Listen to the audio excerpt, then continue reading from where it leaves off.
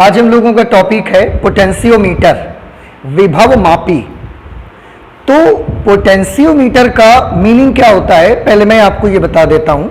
यहां पर इसमें दो वर्ड आप इसको डिवाइड कर सकते हैं, दो वर्ड्स में, एक पोटेंशियो और दूसरा मीटर। ये जो पोटेंशियो वर्ड है इसका मतलब है पोटेंशियल डिफरेंस, पोटेंशियल डिफरेंस। और जो इसी में दूसरा वर्ड लगा हुआ है दैट इज मीटर, इसका मतलब है measurement. Means potentio potential difference, विभवांतर, मेजरमेंट नापना। ये पोटेंशियोमीटर एक ऐसी डिवाइस है जिसकी मदद से हम विद्युत परिपथ के किन्हीं भी दो बिंदुओं के बीच का विभवांतर माप लेते हैं, पोटेंशियल डिफरेंस हम मेजर कर लेते हैं। तो ये पोटेंशियोमीटर परिपथ के किन्हीं भी दो बिंदुओं के बीच का विभवांतर मापने की एक डिवाइस है। ठीक है। अच्छा, अब हमारे पास परिपथ के किन्हीं भी दो बिंदुओं का जो विभवांतर होता है उसको मेजर करने के लिए हमारे पास वैसे दो डिवाइसेस होती हैं। परिपथ के किन्हीं भी दो बिंदुओं के बीच का विभवांतर नापने के लिए हमारे पास दो डिवाइसेस हैं। एक है हमारे पास जिसे हम बोलते हैं वोल्ट मीटर, इसकी मदद से भी हम परिपथ के दो बिंदुओं के बीच का विभवांतर मापते हैं। और दूसरी डिवाइस है हमारे पास which is known as potentiometer, जिससे हम आज पढ़ने वाले हैं। अच्छा, दोनों डिवाइसेस में अगर मैं कंपेयर करता हूं तो वोल्ट मीटर जो होता है ये एक कन्वीनियंट डिवाइस है, सुविधाजनक बहुत है ये, लेकिन इसकी रीडिंग उतनी एक्यूरेट नहीं है। इसकी रीडिंग में उतनी एक्यूरेसी नहीं आती है, उतनी प्रिसाइज रीडिंग इसकी नहीं होती है। पोटेंशियोमीटर थोड़ा इनकन्वीनियंट है, उतना ज्यादा सुविधाजनक नहीं है जितना वोल्ट मीटर है। लेकिन इससे जब हम मेजर करते हैं किन्हीं भी दो बिंदुओं के बीच का विभवांतर, तो जो रीडिंग मुझे मिलती है वो रीडिंग बहुत ही एक्यूरेट और बहुत प्रिसाइज रीडिंग होती है वो। ठीक है। अच्छा, ऐसा कैसे हो जाता है, क्यों इस प्रकार का डिफरेंस है इसमें? मैं फिर से दो बातें करूंगा। दोनों डिवाइसेस की मदद से हम परिपथ के किन्हीं भी दो बिंदुओं के बीच का विभवांतर नाप लेते हैं। इन दोनों डिवाइसेस में सुविधाजनक कौन सी डिवाइस है? Volt meter. और एक्यूरेट कौन सी डिवाइस है? पोटेंशियोमीटर।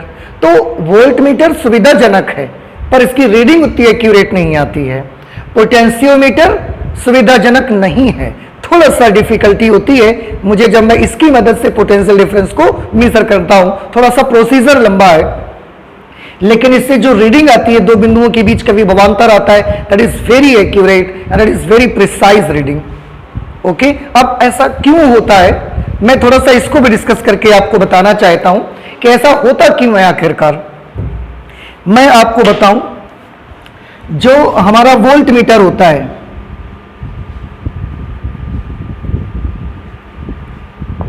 वोल्ट मीटर, अब इसमें एक चीज आप ध्यान से देखें। अगर हमें परिपथ के किन्हीं दो बिंदुओं के बीच का पोटेंशियल डिफरेंस मेजर करना है, मान लेते हैं, मैं दोनों को अलग अलग क्लियर कर रहा हूं, आप सभी ध्यान से देखिएगा। मान लेते हैं हमारे पास एक ये रेसिस्टेंस है और ये रेसिस्टेंस है 100 ओम, और इसमें, इस रेसिस्टेंस में 5 एम्पियर करंट फ्लो हो रही है। तो इसके इन दो बिंदुओं के बीच, इस बिंदु का नाम हम रख लेते हैं P और इस पॉइंट का नाम हम रख लेते हैं Q। तो इसके दोनों बिंदुओं यानी कि बिंदु P और Q के बीच का विभवांतर कितना आएगा आप सोचिए। रेसिस्टेंस है 100 ओम, करंट फ्लो हो रही है 5 एम्पियर, तो इसके बिंदुओं P और Q के बीच का जो विभवांतर होगा उसमें फॉर्मूला लगाएंगे I into R। I is 5 ampere, R is 100 ohm. So the potential difference between point P and Q will be 500 volt. इतना एक्चुअल पोटेंशियल डिफरेंस होगा बिंदुओं P और Q के बीच में। लेकिन अब इन दोनों बिंदुओं के बीच का पोटेंशियल डिफरेंस मेजर करने के लिए हमने कौन सी डिवाइस लगाई? वोल्टमीटर लगाई। जब हम वोल्टमीटर लगाते हैं तो आप सभी स्टूडेंट्स जानते हैं, ऑलरेडी डिस्कस किया जा चुका है कि वोल्टमीटर को हमेशा परिपथ के जिन दो बिंदुओं के बीच का विभवांतर हमको नापना होता है वहां पर इसे समांतर क्रम में हम लगाते हैं। तो इन दोनों बिंदुओं के बीच में हमने एक वोल्टमीटर लगा दिया इस तरह से और इसके पैरेलल में लगा दिया। अब जैसे ही वोल्टमीटर यहां लगाएंगे तो इसका रेसिस्टेंस कितना था? इसका रेसिस्टेंस 100 ओम, ये तो चेंज नहीं हो जाएगा। यहां करंट कितनी आ रही थी? करंट यहां से हम दे रहे थे इसको 5 एम्पियर। बट P और Q के बीच का पोटेंशियल डिफरेंस मेजर करने के लिए हमने ये वोल्टमीटर इसके पैरेलल में लगा दिया। तो जब 5 एम्पियर करंट यहां पर आती है तो यहां पर उस करंट को एक जंक्शन मिलती है और जंक्शन पर करंट थोड़ी सी डिवाइड हो जाती है। अब मान लिया मैंने थोड़ी देर के लिए कि अगर ये जंक्शन का एक रास्ता ये है, इस पूरे पाथ का एक रास्ता ये भी है, तो जब ये करंट यहां पर पहुंचेगी तो थोड़ी सी करंट तो इस रास्ते में आ ही जाएगी। मान लिया इस रास्ते पे करंट आ गई 1 एम्पियर। अगर 5 एम्पियर टोटल थी, 1 एम्पियर इसमें आ गई तो इधर कितनी बची? 4 एम्पियर। हाँ, एक चीज मैं और आपको बता दूं, जो हमारा वोल्टमीटर होता है, ये वोल्टमीटर विद्युत धारा के चुंबकीय प्रभाव पर आधारित उपकरण है। बेस्ड ऑन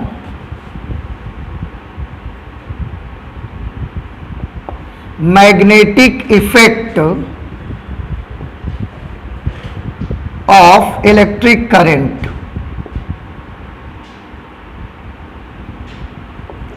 ये विद्युत धारा के चुंबकीय प्रभाव पर आधारित उपकरण है। अगर ये विद्युत धारा के चुंबकीय प्रभाव पर आधारित उपकरण है, इसका मतलब ये है कि जब हम वोल्टमीटर से दो बिंदुओं के बीच का विभवांतर नापते हैं तो उसमें, क्योंकि ये विद्युत धारा के चुंबकीय प्रभाव पर आधारित है, इसलिए इसको अपने स्वयं के संचालन के लिए, अपने सेल्फ ऑपरेशन के लिए कुछ ना कुछ करंट चाहिए। आप देखिए, based on magnetic effect of electric current, विद्युत धारा के चुंबकीय प्रभाव पर आधारित है। तो जब भी हम इसको दो बिंदुओं के बीच लगाते हैं तो ये हमारे सोर्स से कुछ ना कुछ करंट ले लेता है। करंट लेगा तभी तो मैग्नेटिक इफेक्ट क्रिएट होगा और उससे उसका इंडिकेटर चलेगा। इंडिकेटर चलेगा, फिर वो हमको बताएगा कि पोटेंशियल डिफरेंस कितना है। इसमें इंडिकेटर लगा होगा, वो हमको ऐसे चलेगा, बताएगा 1 वोल्ट है, 2 वोल्ट है, 3 वोल्ट है, 5 वोल्ट है, कितना है वो हमको बताएगा। लेकिन इस इंडिकेटर के चलने के लिए थोड़ी सी इलेक्ट्रिक करंट चाहिए। बिना इलेक्ट्रिक करंट के मैग्नेटिक इफेक्ट नहीं क्रिएट होगा, और मैग्नेटिक इफेक्ट क्रिएट नहीं होगा, पॉइंटर नहीं चलेगा। पॉइंटर नहीं चलेगा, हमको दिखाई नहीं देगा कि कितना पोटेंशियल डिफरेंस इन दोनों बिंदुओं के बीच का है। तो कुछ ना कुछ करंट इसको चाहिए, और जब कुछ ना कुछ करंट इसको चाहिए तो जितनी करंट हम देते हैं थोड़ी सी ये ले लेता है और करंट को कंज्यूम करता है, एनर्जी कंज्यूम करता है ये। तो फिर से आते हैं अपने इस एग्जांपल पे। मान लिया 1 एम्पियर करंट इसने ले लिया, वो करंट ऐसे आई इस तरह से, फिर यहां पर आई और यहां पर जो 4 एम्पियर करंट जा रही थी यहां पर उसके साथ मिलकर के फिर 5 एम्पियर बना दिया। लेकिन इस बार बिंदुओं P और Q के बीच का विभवांतर कितना होगा? आप फिर से देखिए, पॉइंट P और Q के बीच का पोटेंशियल डिफरेंस क्या होगा। तो जो हमारा सर्किट है, जो हमारा रेसिस्टेंस है, अब उसमें कितनी करंट फ्लो हो रही है? अब तो उसमें 4 एम्पियर फ्लो हो रही है। रेसिस्टेंस कितना है? 100 ओम। हमने फिर से वही फॉर्मूला अप्लाई किया, I into R, but in this case I is 4 ampere, R is 100 ohm. 4 into 100, so potential difference between point P and Q will become 400 volt. अब कितना स्ट्रेंज है ना थोड़ा सा यहां पर, क्यों कि जिन दो बिंदुओं के बीच का पोटेंशियल डिफरेंस 500 वोल्ट था, ये उसकी ट्रू वैल्यू थी, रियल वैल्यू थी बिंदुओं P और Q के बीच के विभवांतर की। लेकिन जैसे ही हमने वोल्ट मीटर लगाया, because volt meter is based on magnetic effect of electric current, तो इसको अपने स्वयं के संचालन के लिए कुछ ना कुछ करंट चाहिए, बिना करंट के ये अब काम नहीं करेगा। तो मान लिया यहां से 5 एम्पियर गई तो 1 एम्पियर इसने करंट ले लिया। ऐसी सिचुएशन पे उन्हीं दो बिंदुओं के बीच का पोटेंशियल डिफरेंस कितना मेजर हुआ, 400 वोल्ट, जो कि बिंदुओं P और Q के बीच के पोटेंशियल डिफरेंस की ट्रू वैल्यू नहीं है।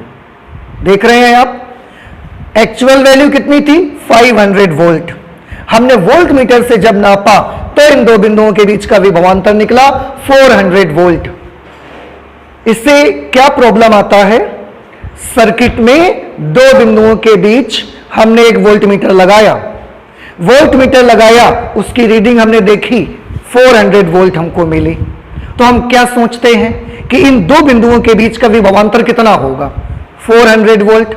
हमने उस पोटेंशियल इस वोल्ट मीटर को वहां से हटाया और हटा के अलग कर दिया, लेकिन उसके बाद हमेशा हम क्या सोचते रहते हैं, हमेशा हम ये सोचते रहते हैं कि बिंदु P और Q के बीच का विभवांतर कितना है, 400 वोल्ट। जबकि ये वोल्ट मीटर हटा देते हैं तो P और Q के बीच का विभवांतर कितना है उसमें, 500 वोल्ट। तो ये हमारी रीडिंग में प्रॉब्लम हमको मिलना शुरू हो जाता है कि जी दो बिंदुओं के बीच का विभवांतर हमें नापना है। मैं फिर से क्लियर कर दूं, उन दो बिंदुओं के बीच जब हमने वोल्ट मीटर लगाया उसने हमको 400 वोल्ट दिखाया। अब हम ये सोचने लगे कि P और Q के बीच का विभवांतर 400 वोल्ट है। अब अगर हमने इसको हटा भी दिया तो भी हम ये सोचते रहते हैं कि P और Q के बीच का पोटेंशियल डिफरेंस 400 वोल्ट है। हम 500 नहीं सोचते हैं, क्यों, क्योंकि ये तो इसने यंत्र ने हमको 400 दिखाया है। लेकिन जैसे ही आप इसको हटाएंगे P और Q के बीच का एक्चुअल उसका जो ट्रू पोटेंशियल डिफरेंस है वो तो 500 वोल्ट है। ठीक है, तो ये कहीं ना कहीं वोल्ट मीटर से रीडिंग कम हमको मिलती है, उससे हमें वैल्यू कम मिला करती है। एक ये प्रॉब्लम है। तो क्या इस प्रॉब्लम को हम दूर नहीं कर सकते? हाँ, हम इस प्रॉब्लम को दूर नहीं कर सकते। बिल्कुल सच है कि हम इस प्रॉब्लम को रिमूव नहीं कर सकते, प्रॉब्लम जीरो नहीं कर सकते। हाँ, इस प्रॉब्लम को हम रिड्यूस जरूर कर सकते हैं, कम कर सकते हैं। लेकिन आप सोचें कि क्या यह प्रॉब्लम खत्म नहीं हो सकती, तो आंसर ये प्रॉब्लम कभी भी खत्म नहीं हो सकती। कम जरूर कर सकते हैं। कैसे कम कर सकते हैं, मैं उसको भी आपको दिखाता हूं, आप गौर से देखिए। वही रेसिस्टेंस है 100 ओम, यहां से वही 5 एम्पियर करंट भी आ रही है, यहां पर पॉइंट P और यहां पर पॉइंट Q। इन दोनों पॉइंट्स के बीच में ही हम पोटेंस ये लगाते हैं, सॉरी वोल्ट मीटर। ये वोल्ट मीटर हमने लगा दिया यहां पर। ठीक है, हम चालाकी ये करते हैं, जैसे कि मैंने बताया प्रॉब्लम कम कर सकते हैं। आप सोचें कि ये प्रॉब्लम बिल्कुल खत्म हो जाए, it can not be possible, ऐसा संभव नहीं हो सकता। हम कम कर सकते हैं। अब उस प्रॉब्लम को कम कैसे करते हैं ये मैं आपको बताना चाहता हूं। उसके लिए मैं क्या करता हूं, ये जो वोल्ट मीटर हमारा होता है, हम इसका रेसिस्टेंस बहुत हाई कर देते हैं, एज हाई एज पॉसिबल। जितना संभव हो सकता है हम उतना हाई इसका रेसिस्टेंस कर देते हैं। कैसे हाई कर देते हैं, तो इसके सीरीज में एक हाई रेसिस्टेंस का रेसिस्टर लगा देते हैं। तो अब इसका रेसिस्टेंस कैसा हो जाएगा, बहुत ज्यादा। कैसे हाई करते हैं, वोल्ट मीटर के श्रेणी क्रम में उच्च प्रतिरोध लगाते हैं।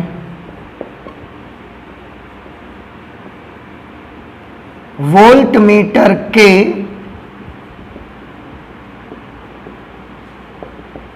श्रेणी क्रम में उच्च प्रतिरोध लगा देते हैं। अब आपने सीरीज और पैरेलल दोनों कॉम्बिनेशन रेसिस्टेंस के पढ़े हुए हैं। जब आप सीरीज में लगाते हैं तो रेसिस्टेंस क्या होता है, कम होता है कि बढ़ता है? श्रेणी में बढ़ता है, समांतर में घटता है। तो श्रेणी में बढ़ जाएगा एक तो, दूसरा हाई रेसिस्टेंस लगाते हैं, उच्च प्रतिरोध लगाते हैं तो बहुत ज्यादा इस लाइन का रेसिस्टेंस हम कर देते हैं। और एक चीज और बताएं, वोल्ट मीटर के श्रेणी क्रम में जो उच्च प्रतिरोध लगाते हैं ना, इसका नाम हमने रखा शंट। इसको हम शंट बोला करते हैं। आपको आगे पढ़ने का मौका मिलेगा, अभी मैं इसकी डिटेल नहीं करूंगा। तो मैंने क्या कर दिया, वोल्ट मीटर के श्रेणी क्रम में एक उच्च प्रतिरोध लगाया जिससे इस लाइन का, इस वाली लाइन का प्रतिरोध बहुत ज्यादा हो गया। अगर रेसिस्टेंस बहुत ज्यादा हो गया तो इस लाइन में करंट का क्या होगा? करंट का फॉर्मूला आप जानते हैं, I is equal to V upon R। जिस लाइन का रेसिस्टेंस बहुत ज्यादा है उस लाइन में जाने वाली करंट कैसी हो जाएगी? बहुत कम हो जाएगी।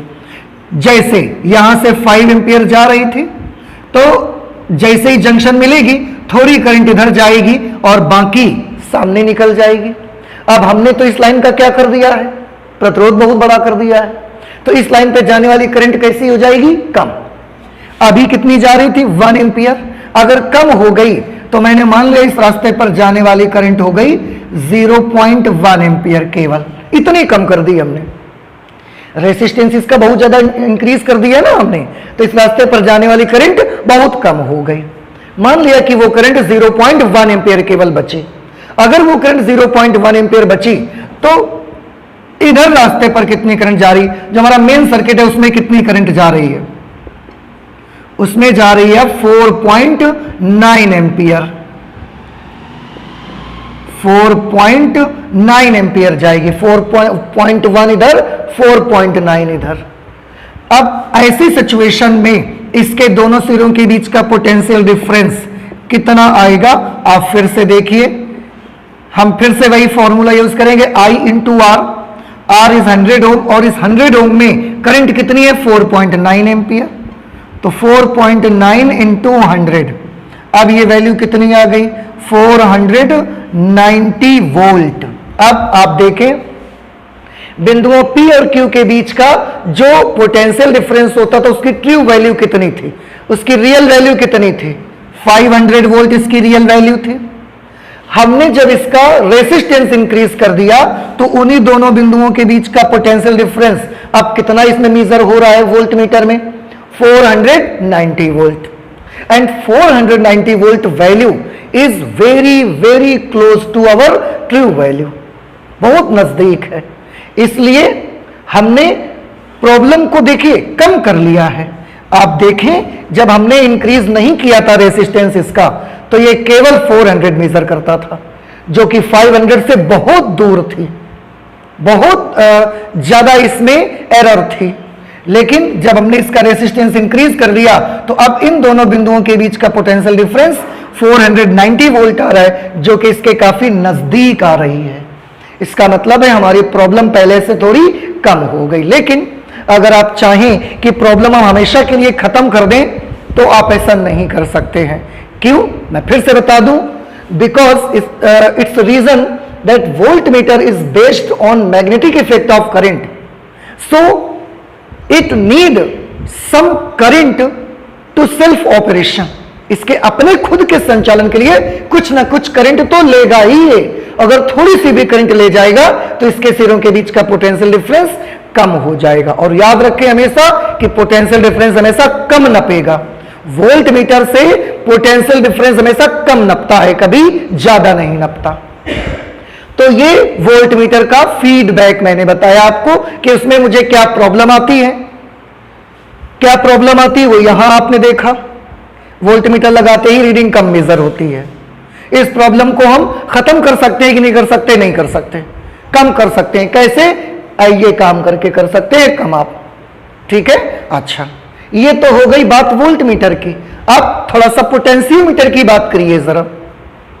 पोटेंशियोमीटर जो होता है वो इस तरह से वर्क नहीं करता। क्यों? क्योंकि potentiometer magnetic effect, electric current के मैग्नेटिक इफेक्ट पर वो नहीं चलता। पोटेंशियोमीटर की जो वर्किंग होती है वो कुछ इस तरह की होती है बेटा, जैसे कि आप ये मान लीजिए कि मैं इसको आपको ऐसे बताता हूं कि इसमें आप ऐसा मान लीजिए कि आपके पास दो पहलवान हैं, आमने सामने आप उनको टक्कर करवाते हैं, उनकी लड़ाई करवाते हैं आप आमने सामने। अब उन दो पहलवानों में, ध्यान से सुनिएगा मेरी बात, उन दो पहलवानों में एक ये पहलवान है और एक इधर वाला है। इनमें से इधर वाला एक पहलवान जो है, इसकी ताकत हम जानते हैं कितनी है और हम इसकी ताकत को बदल भी सकते हैं। मतलब अगर इसकी ताकत 10 है तो हम इस ताकत को 8 भी कर सकते हैं और हमको पता भी लग जाएगा कि अब इसकी ताकत 8 हो गई है, अब इसकी ताकत 11 हो गई है, 15 हो गई है, 5 बची है इसकी ताकत। तो एक पहलवान उनमें से ऐसा है जिसकी ताकत का मीटर हमारे पास है, चेंज भी कर सकते हैं और उसकी ताकत का हम पता भी लगा सकते हैं। एक दूसरा पहलवान है, इसकी ताकत हमको नहीं पता है, अननोन है, ये अननोन पावर वाला ये पहलवान है, रेसलर है। और ये रेसलर जो है, इसकी पावर ही, इसकी ताकत ही हमको पता लगानी है। तो हम क्या करते हैं, दोनों को हम आमने सामने लड़ा देते हैं। बिल्कुल, अब आमने सामने हमने लड़ा दिया, अब हम क्या करते हैं, हम देखते हैं। तो जब ये लड़ रहे हैं, ध्यान से सुनिएगा, ये नॉन पावर वाला पहलवान है जिसकी पावर हम जानते हैं, बदल भी सकते हैं, हम जानते भी हैं। हम जो भी बदल के करेंगे हमको पता है इसका, इसकी पावर हमको पता नहीं है। तो हम दोनों को आमने सामने लड़ा देते हैं। अब जब लड़ाया हमने, अब हम देख रहे हैं कि ये पहलवान हमारा जीत रहा है। अगर ये पहलवान जीत रहा है, ये वाला हार रहा है, अब आप क्या समझ गए कि इसकी ताकत की अपेक्षा क्या है, कम है, ज्यादा है कि बराबर है? ज्यादा है। हमने इसकी ताकत को थोड़ा क्या कर दिया, कम कर दिया। अब हमने फिर दोनों को लड़वा दिया आपस में, इसकी ताकत हमने कर दी 8, पहले 10 थी, जीत रहा था, हमने भी इसकी ताकत कर दी 8 कम करके, फिर दोनों को आपस में लड़वा दिया हमने। अब हमने देखा अभी भी ये जीत रहा है। अब आप क्या समझे, अभी भी इसकी ताकत ज्यादा है और इसकी ताकत कैसी है, कम है। तो हमने सोचा थोड़ा लाओ ताकत और कम करें, तो हम और ताकत कम कर दिया। अब हमने इसकी ताकत कर दी 6, हमने दोनों को लड़वा दिया आपस में, फिर आमने सामने। जब 6 करके ताकत हमने दोनों को लड़वा दिया तो हमने क्या देखा, ये जीत रहा है, ये जीतने लगा। अब ये क्या होने लगा, हारने लगा। अब आप क्या समझ गए कि इसकी ताकत कैसी है, ज्यादा, और इसकी कैसी है, कम। देखिए 8 में इसकी ज्यादा थी, इसकी कम थी, 6 में इसकी कम है, इसकी ज्यादा है। तो हमने कहा थोड़ा सा जरा 7 करके देखो, 7 कर दिया और फिर हमने आमने सामने लगा दिया दोनों को। अब क्या देखते हैं कि दोनों बराबर है, ना कोई जीत रहा है और ना कोई हार रहा है। आप क्या समझ गए, क्या पता लगा अब आपको पता लगा कि इसकी पावर हमने कितनी कर दी है, 7। तो जाहिर सी बात है अगर दोनों में से ना कोई जीत रहा है ना हार रहा है तो इसकी पावर भी कितनी, इसकी ताकत भी कितनी है, 7। तो ऐसा करने से हमने क्या कर लिया, ऐसा करने से जिसकी पावर हमको पता नहीं थी, जिसकी ताकत हमको पता नहीं थी, हमने उसकी भी ताकत का अंदाजा लगा लिया। इसकी वर्किंग कुछ इस तरीके की होती। अब पहलवान तो है नहीं है, तो मुझे इसको इलेक्ट्रिक सर्किट के हिसाब से आपको समझाना चाहिए, पर मैंने कोशिश किया एक छोटा सा आइडिया देने की कि अगर आपको ये ऐसा आइडिया रहेगा तो बहुत आसान होगा आपको पोटेंशियोमीटर का सारा कुछ समझना। अब यही चीज मैं आपको इलेक्ट्रिक सर्किट के मुताबिक समझाता हूं, आप थोड़ा ध्यान से देखिए। अब मैंने वोल्टमीटर की बात कर ली, अब मैं पोटेंशियोमीटर की बात करना चाहता हूं। आप ध्यान से देखिए पोटेंशियोमीटर के बारे में थोड़ी सी चीज।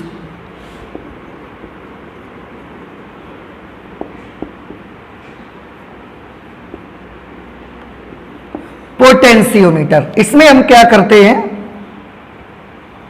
एक हमने ये सेल यहां पर लगाई, बैटरी लगाई, पॉजिटिव टर्मिनल नेगेटिव टर्मिनल,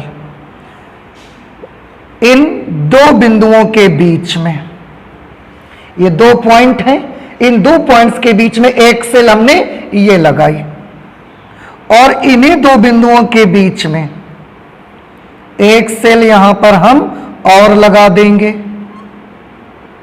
और यहां बीच में हम एक गैल्वेनोमीटर लगा देंगे। गैल्वेनोमीटर हमें बताएगा सर्किट में करंट है या नहीं है।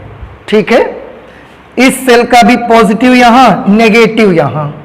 गैल्वेनोमीटर जो होता है, हम पहले भी गैल्वेनोमीटर के बारे में आपसे डिस्कस कर चुके हैं कि गैल्वेनोमीटर लगभग इस तरीके का बना होता है। उसका जीरो बिल्कुल बीचों बीच होता है। इधर नेगेटिव करंट को शो करने वाले पॉइंट्स होते हैं, इधर पॉजिटिव करंट को शो करने वाले पॉइंट होते हैं। और जनरली इसका जो पॉइंटर होता है वो ऐसा जीरो पर रहता है गैल्वेनोमीटर का। ठीक है, करंट अगर इस दिशा में आएगी तो इंडिकेटर ऐसे आएगा लेफ्ट साइड में। अगर करंट की डायरेक्शन बदलेगी तो इंडिकेटर दूसरी डायरेक्शन पे चला जाएगा। तो ये हमको करंट बताएगा कब कम है कब ज्यादा है। अब ये वाली सेल जो है वो सर्किट में करंट को किस तरफ फ्लो करवाना चाहती है।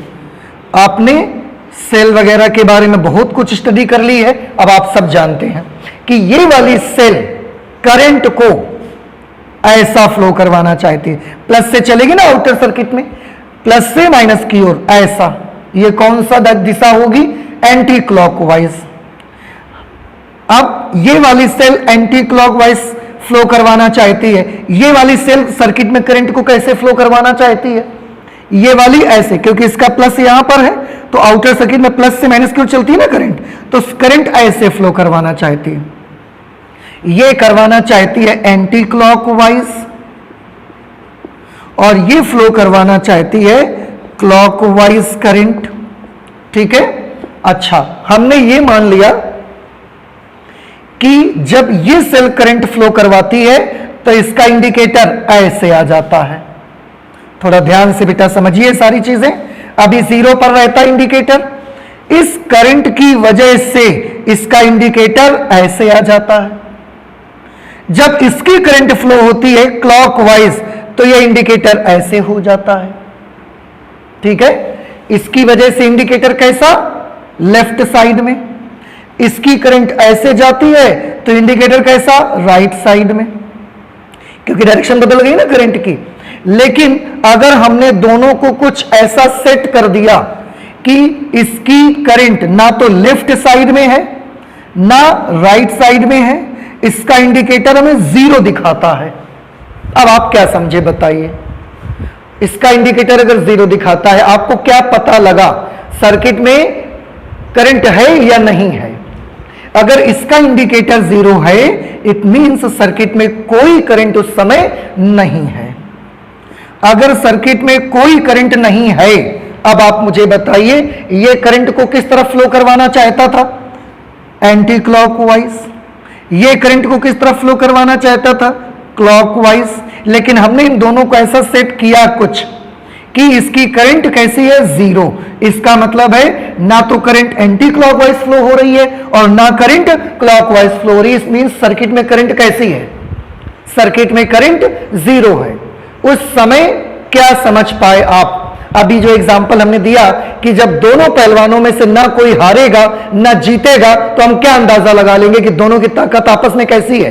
बराबर। सिमिलरली जब ना इसकी वजह से करंट फ्लो हो रही है सर्किट में, ना इसकी वजह से सर्किट में करंट फ्लो हो रही है, सर्किट में करंट फ्लो जो है वो जीरो है। अब आप क्या समझ पाए?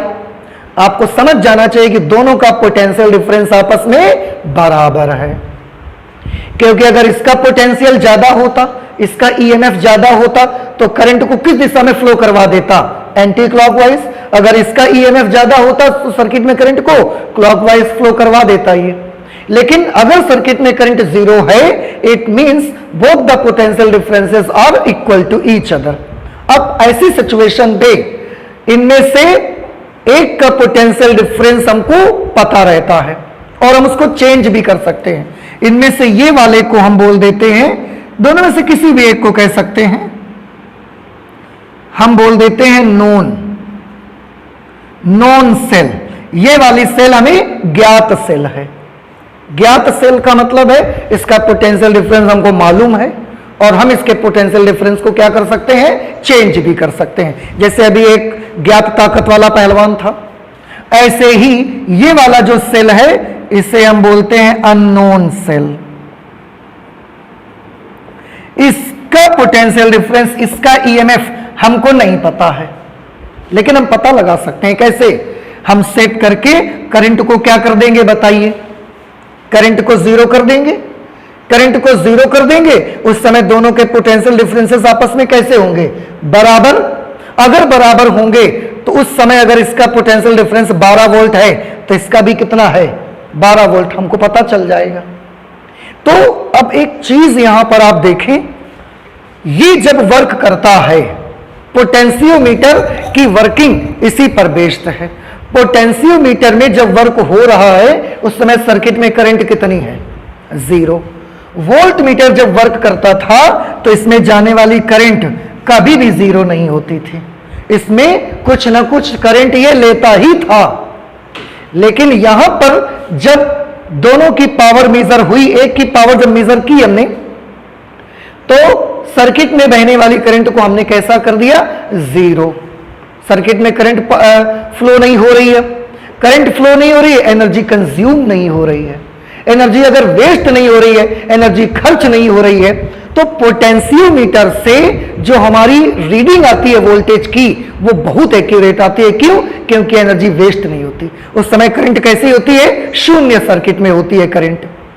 और आपको बता दें कि इस प्रकार के जितने भी इंस्ट्रूमेंट हमारे यहां होते हैं जो करंट जीरो होने पर काम करते हैं, करंट जीरो होने पर ही हमको वैल्यू देते हैं, ऐसे सारे इंस्ट्रूमेंट्स को हम जीरो करंट इंस्ट्रूमेंट्स कहते हैं। जीरो करंट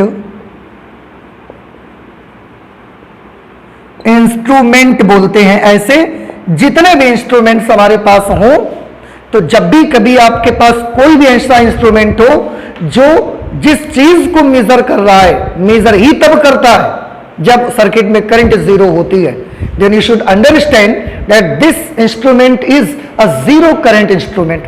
और जीरो करंट इंस्ट्रूमेंट का बेनिफिट क्या है? जीरो करंट इंस्ट्रूमेंट का बेनिफिट यह है कि ये जिस समय मेजर करेगा उस समय इसमें करंट कितनी फ्लो होगी? जीरो। अगर करंट जीरो फ्लो होगी तो इसमें एनर्जी वेस्ट नहीं होती है। अगर एनर्जी वेस्ट नहीं होगी तो इसमें वोल्ट पोटेंशियल डिफरेंस की ट्रू वैल्यू मेजर होती है, बिल्कुल रियल वैल्यू मेजर होके आती है।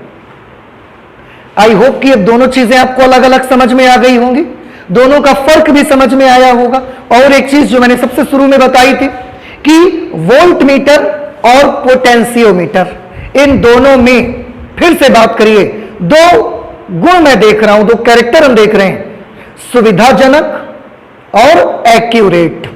अब आप मुझे बताइए, वोल्ट मीटर और पोटेंशियोमीटर दोनों में सुविधाजनक कौन है? बताइए, दोनों में कौन सुविधाजनक है? वोल्ट मीटर ज्यादा सुविधाजनक है कि पोटेंशियोमीटर? आंसर है वोल्ट मीटर ज्यादा सुविधाजनक है। ये इतना कन्वीनियंट है बेटा, इतना कन्वीनियंट है ये कि आपको करना ये है कि बस आप लैब से निकाल के लाइए वोल्ट मीटर, और उसके जो दोनों तार है ना, दो टर्मिनल उसके होते हैं, दोनों तार उसमें लगे होंगे। जिन दो बिंदुओं के बीच का विभवांतर आपको नापना है, तो वो आप वोल्ट मीटर ऐसा लाइए, उसके दोनों तार उन दो बिंदुओं में ऐसा रख दीजिए। जैसे रखेंगे उसमें एक रीडिंग आ जाएगी, हमने पढ़ लिया, काम खत्म, नप गया, हम आगे बढ़ जाएंगे। बस इतना करना होता है, और इतना जरा सा होता है, इतना बड़ा बस होता है, आप जेब में डालो कहीं भी चले जाओ। तो ये बहुत सुविधाजनक है। विद इन 1 मिनट से भी कम समय में you can measure the potential difference between any two points in the circuit। तो वोल्ट मीटर सुविधाजनक बहुत है, लेकिन ये रीडिंग हमेशा हमको कम देता है, कभी भी रीडिंग आपको बिल्कुल एक्यूरेट नहीं दे सकता। क्यों नहीं दे सकता? हम डिस्कस कर चुके हैं। पोटेंशियोमीटर का क्या है? पोटेंशियोमीटर सुविधाजनक नहीं होता उतना, 1 मीटर का इसका लकड़ी का बोर्ड ही होता है, पहली बात तो सुविधाजनक नहीं होता। लेकिन इसकी जो रीडिंग मुझे मिलती है वो रीडिंग बहुत एक्यूरेट होती है और बहुत प्रिसाइज रीडिंग देता है ये हमको। तो वोल्ट मीटर सुविधाजनक है पर उसकी एक्यूरेसी कम है। पोटेंशियोमीटर सुविधाजनक नहीं है लेकिन उसकी एक्यूरेसी और उसका प्रिसाइजनेस बहुत ज्यादा है। ये दोनों में डिफरेंस है। अब अगर आपसे कोई क्वेश्चन, कभी कभी एग्जामिनेशन में ये क्वेश्चन आता है कि वोल्ट मीटर और पोटेंशियोमीटर में सर्वश्रेष्ठ कौन है, तो आपको हमेशा ध्यान रखना है कि पोटेंशियोमीटर सबसे ज्यादा सर्वश्रेष्ठ है। क्यों सर्वश्रेष्ठ है? दोनों के डिफरेंस आपको मालूम है, तो हम चाहें तो इसे एक क्वेश्चन का जवाब हम अब नोट कर सकते हैं, ठीक है। और उसके बाद हम आते हैं अपने पोटेंशियोमीटर की स्टडी में। तो देखिए वो क्वेश्चन क्या है, क्या मैंने बोला कि जो विभव मापी है वो वोल्ट मीटर के अपेक्षा सर्वश्रेष्ठ क्यों होता है। इस क्वेश्चन का जवाब अब आप लोग समझ गए हैं, हम नोट कर लेते हैं इसको। तो बेटा हमारा क्वेश्चन है विभव मापी वोल्ट मीटर की तुलना में श्रेष्ठ क्यों है। हमने आंसर बनाया, वोल्ट मीटर विद्युत धारा के चुंबकीय प्रभाव पर आधारित उपकरण है जो कि स्वयं के संचालन के लिए स्रोत से कुछ धारा ले लेता है, अभी हमने बताया आपको, जिससे मुख्य परिपथ में धारा का मान कुछ कम हो जाता है। 1 एम्पियर ले लिया तो मेन सर्किट में 4 एम्पियर बचे, उसने 0.1 एम्पियर ले लिया तो मेन सर्किट में 4.9 एम्पियर बचे, धारा का मान कुछ कम हो जाता और मुख्य परिपथ के दोनों बिंदुओं के बीच का विभवांतर कुछ कम नपता है, ठीक है। ये याद रखना है, ज्यादा तो नप ही नहीं सकता, कम ही नपेगा। जबकि विभव मापी से दो बिंदुओं के बीच का विभवांतर नापते समय परिपथ में विद्युत धारा का मान 0 होता है, जिससे स्रोत द्वारा दी गई ऊर्जा व्यय नहीं होती तथा इसकी माप बिल्कुल एक्यूरेट और प्रिसाइज होती है, बिल्कुल ट्रू वैल्यू से मेजर होके आती है। तो दोनों में मैंने क्या बताया आपको, मैं एक शॉर्ट में एक चीज आपको बता दूं, वोल्ट मीटर और पोटेंशियोमीटर। वोल्ट मीटर और पोटेंशियोमीटर दोनों में सुविधाजनक कौन? वोल्ट मीटर ज्यादा सुविधाजनक, कन्वीनियंट, लेकिन ये इनकन्वीनियंट, असुविधाजनक है थोड़ा, इसकी तुलना में इसका प्रोसेस लंबा होता है। नंबर 2, वोल्ट मीटर की रीडिंग कैसी आएगी? एक्यूरेट नहीं होगी, नेट एक्यूरेट, लेसर रीडिंग देता है, ये आपको कम रीडिंग देगा एक्चुअल से, जितनी एक्चुअल होती है। और पोटेंशियोमीटर कैसा होता है? ये बिल्कुल एक्यूरेट आपको वैल्यू देगा, ट्रू वैल्यू आपको देगा। तो ये दोनों का एक छोटा सा डिफरेंस है और एक छोटा सा क्वेश्चन जो अधिकतर एग्जामिनेशन में पूछा भी जाता है या कोई भी आपसे पूछ सकता है। इसके बाद अब हम स्टार्ट करते हैं अपने पोटेंशियोमीटर को कि एक्चुअली पोटेंशियोमीटर क्या होता है और उस पर जो आधारित सारी चीजें हैं वो हम पढ़ना स्टार्ट करेंगे। तो सबसे पहले हम विभव मापी में स्टार्ट करेंगे उसके इंट्रोडक्शन से, ठीक है, कि क्या होता है विभव मापी आखिरकार। तो अभी मैंने बताया कि विभव मापी एक ऐसा उपकरण है जिसकी सहायता से हम परिपथ के किन्हीं भी दो बिंदुओं के बीच का विभवांतर नाप सकते हैं। नोट कर देते हैं इसको।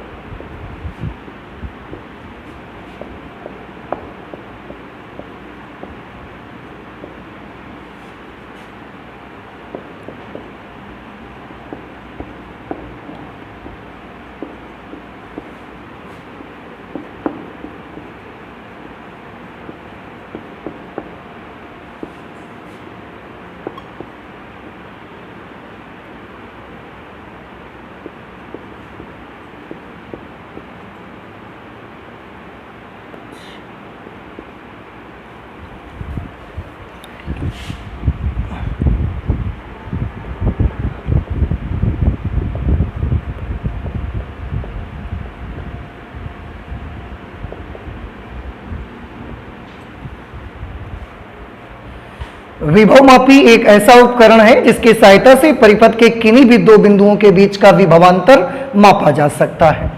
इंट्रोडक्शन के बाद सेकंड नंबर पे हम इसका लिखेंगे कि ये कौन से प्रिंसिपल पे वर्क करता है, किस सिद्धांत पर काम करता है, हम ये सिद्धांत लिखेंगे।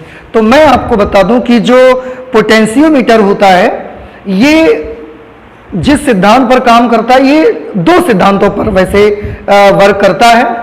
एक सिद्धांत है जिसे हम विभव प्रवणता बोलते हैं, पोटेंशियल ग्रेडियंट, और एक और सिद्धांत है कि अगर परिपथ के किन्हीं भी दो बिंदुओं के बीच का विभवांतर शून्य है तो उस समय परिपथ में बहने वाली धारा कैसी होगी, जीरो, या परिपथ में प्रवाहित धारा का मान, धारा बहेगी नहीं, फ्लो ही नहीं होगी करंट, अगर परिपथ के किन्हीं दो बिंदुओं के बीच का विभवांतर शून्य है तो। ये दो सिद्धांत लगभग इसमें लगते हैं। लेकिन अगर कभी भी कोई पूछता है कि केवल एक सिद्धांत बताइए विभवमापी का, तो आप कौन सा बताएंगे, उस समय विभवमापी का केवल एक सिद्धांत बताया जाएगा और वो होगा विभव प्रवणता। ठीक है, तो इसको नोट कर देते हैं कि विभवमापी निम्नलिखित दो सिद्धांतों पर काम करती है।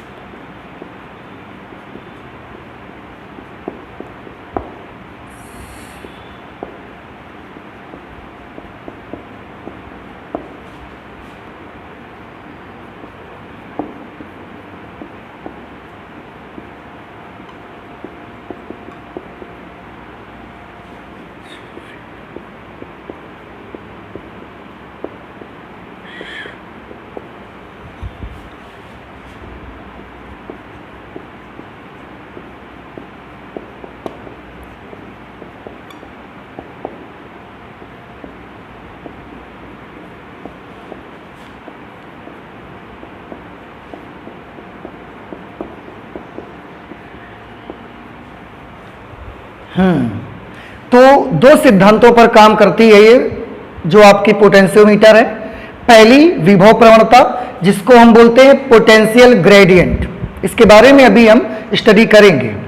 और नंबर दो है कि जब परिपथ के किन्हीं दो बिंदुओं के विभव परस्पर समान होते हैं, जैसे अगर परिपथ में कोई दो पॉइंट जिनके पोटेंशियल्स बराबर है, इसका भी 12 वोल्ट है, इसका भी 12 वोल्ट है, तो जब दोनों का पोटेंशियल बराबर होता है तो उनका विभवांतर कितना होगा, उनके पोटेंशियल का डिफरेंस कितना होगा, जीरो।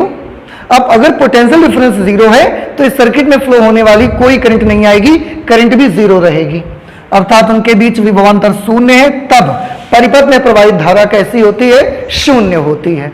ठीक है, ये सिद्धांत हो गया। ये जो पोटेंशियल ग्रेडियंट है इसको हम लोग स्टडी करेंगे, लेकिन जब अभी इसकी वर्किंग पढ़ेंगे तब मैं इसको डिटेल में आपको बताऊंगा। अभी आप बिल्कुल परेशान मत हो, अभी केवल लिख लीजिए पोटेंशियल ग्रेडियंट क्या होता है, हम उसकी वर्किंग के समय स्टडी करेंगे।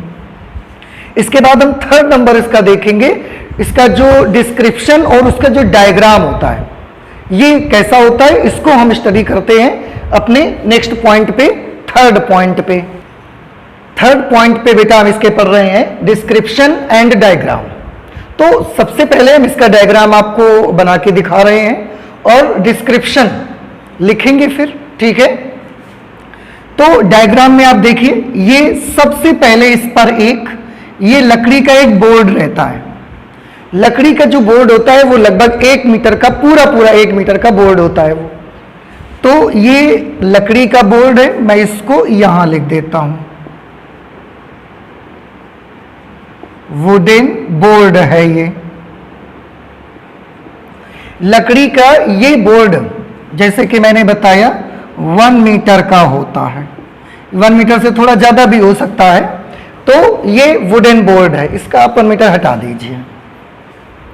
लकड़ी के इस बोर्ड में आप देखिए ये जो सर्कल टाइप के लगे हुए, रिंग टाइप के आप देख रहे हैं, ये कंडक्टर्स लगे होते हैं यहां पर, कंडक्टर्स।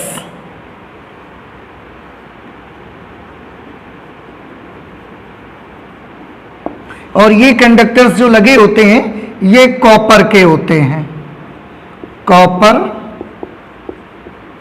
Polished with chromium.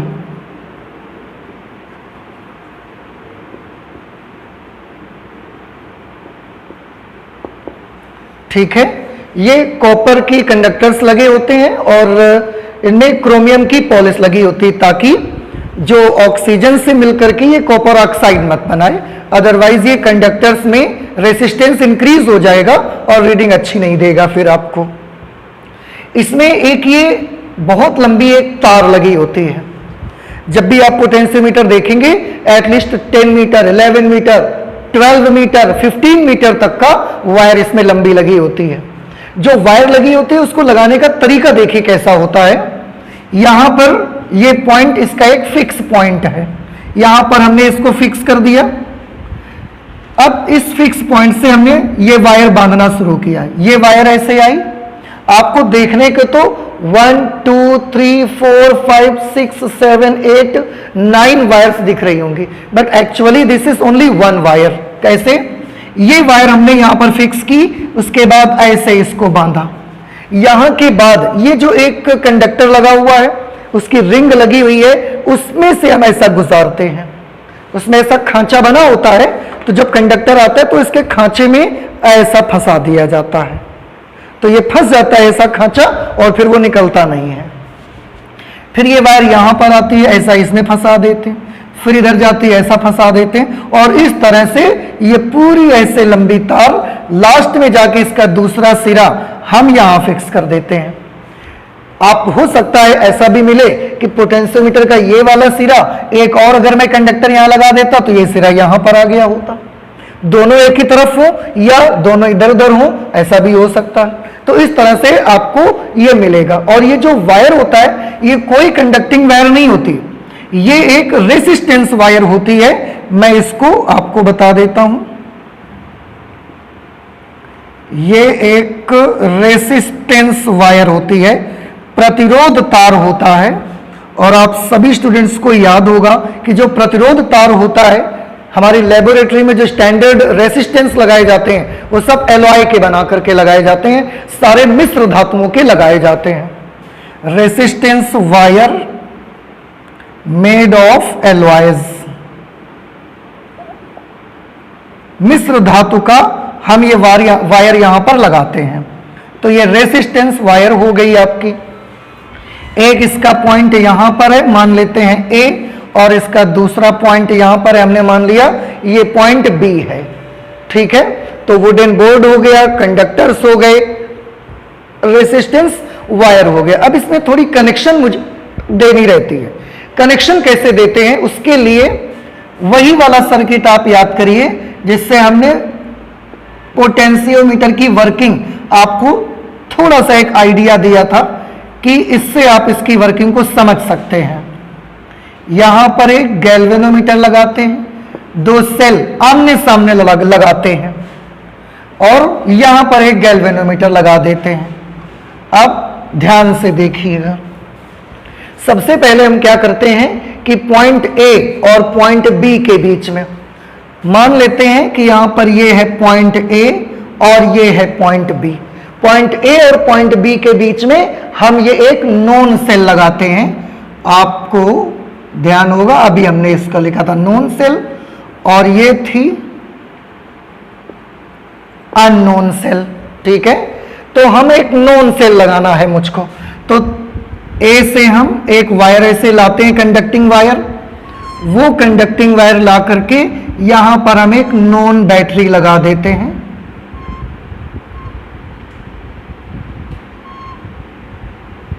ऐसे उस बैटरी का ये पॉजिटिव टर्मिनल है, ये नेगेटिव टर्मिनल है। उसके साथ हम एक रियोस्टेट भी लगा देते हैं। रियोस्टेट लगा देने से हमको ये कन्वीनियंस रहता है कि सर्किट में हम जब चाहें करंट को थोड़ा कम या ज्यादा कर सकते हैं। ये एक वेरिएबल करंट का सोर्स होता है। इसमें आप दो तरीके से इसका सिंबल भी बनाते हैं। एक सिंबल ये भी इसका बनता है, एक हम ऐसा तिरछा एरो लगा के भी बना देते हैं। ये रियोस्टेट लगा दिया। इसी के रास्ते पर हम एक स्विच भी लगा देते हैं की, जिससे हम सर्किट में करंट को ऑन या ऑफ कर सकते हैं। और उसका जो दूसरा सिरा लाते हैं, वो दूसरा सिरा हम ला करके इस बिंदु बी में कनेक्ट कर देते हैं ऐसे। तो आप ध्यान से देखें, ए से एक वायर हमने निकाली बैटरी के पॉजिटिव टर्मिनल से, बैटरी का नेगेटिव टर्मिनल से एक रियोस्टेट लगा दिया हमने। दिस इज बैटरी, ये रियोस्टेट है। ये की हमने लगाई हुई है यहां पर। रियोस्टेट का जो दूसरा सिरा होगा उसे हम एक की से कनेक्ट कर देंगे और उसको जाके इस वायर के दूसरे एंड बी से हम जोड़ देंगे। ठीक है, तो ये जो हमारा सर्किट रहेगा, ये जो बैटरी रहेगी, ये बैटरी अगर वोल्टेज 12 वोल्ट की बैटरी हमने लगाई, 6 वोल्ट की बैटरी लगाई, तो ये 6 वोल्ट की बैटरी इस तार के सिरों ए और बी के बीच में 6 वोल्ट का पोटेंशियल डिफरेंस अप्लाई करना शुरू कर देगी। इस सिरे का पोटेंशियल अगर 6 होगा तो यहां का 0, तो दोनों सिरों के बीच का पोटेंशियल डिफरेंस कितना आ जाएगा? 6 वोल्ट। तो ये सोर्स बैटरी है और इसी को आप बोल सकते हैं नॉन बैटरी। यही है आपकी नॉन सोर्स है, ये नॉन बैटरी है वो, जिसका पोटेंशियल हम जानते हैं। इसकी मदद से हम पोटेंशियल तार के दोनों सिरों के बीच अप्लाई कर सकते हैं। और वैसे भी मैंने बताया, देखने में भले 9 वायर्स आपको लग रही हैं, but actually this is only 1 wire, क्योंकि इतनी लंबी मुझे तार, और हर तार की लेंथ 1 मीटर की होती है बेटा। हर जो ये एक फेरा है ये 1 मीटर का है, फिर ये भी 1 मीटर, फिर ये भी 1 मीटर, फिर ये भी 1 मीटर, 1 मीटर, 1 मीटर। ऐसे अगर 9 फेरे यहां पर दिख रहे हैं तो पूरी कितनी लंबी तार लग गई इसमें? 9 मीटर की तार लग गई। और हम तो बहुत एक्यूरेसी के लिए 15-15 मीटर लंबी तार लगाते हैं। अब 15 मीटर लंबी तार अगर मैं एक सीध में लगाता तो मुझे बहुत बड़े लकड़ी के बोर्ड की आवश्यकता होती, लेकिन इतना लंबा तार एक छोटी सी जगह पर लग जाए, इसलिए हमने उसको इस तरह से लगाया हुआ है। समझ रहे हैं ना? 9 मीटर लंबा, 15 मीटर लंबा तार अगर हम सीधा करके लगाते तो मुझे 15 मीटर लंबा बोर्ड चाहिए था, जो कि हमारे लिए असुविधाजनक था, बहुत ही ज्यादा प्रॉब्लमेटिक था। हमने क्या किया कि उस 15 मीटर के तार को 1 मीटर के ऐसे फेरे बना के लगा दिए हमने। तो 15 फेरे लगे, लेकिन 15 मीटर का तार इसमें फिट हो गया। अच्छा, अब ये तो हो गया एक तरफ का सर्किट, इधर वाला सर्किट। इधर वाला सर्किट कहां है? तो जिस भी सेल का हमको ईएमएफ मालूम करना होता है, जिस भी बैटरी का हमको पोटेंशियल डिफरेंस पता लगाना होता है, उसको हम कहां जोड़ेंगे? देखिए, ये अननोन सेल है ना, उसको भी हम ए और बी के बीच में ही जोड़ेंगे। ठीक है, और कैसे जोड़ना है बहुत ध्यान से देखिए। उस सेल का पॉजिटिव टर्मिनल इस वाली सेल के पॉजिटिव टर्मिनल के साथ ही आपको कनेक्ट करना है, ये बहुत याद रखें, तभी तो आमने सामने दोनों लड़ेंगे। तो हमें जिस बैटरी का पोटेंशियल डिफरेंस मेजर करना है, सपोज ये वो सेल है, ये वो बैटरी है जिसका पोटेंशियल डिफरेंस आपको मेजर करना है, ईएमएफ आपको मेजर करना है। अब आप कैसे कनेक्शन इसकी देंगे? ये आपकी अननोन बैटरी है,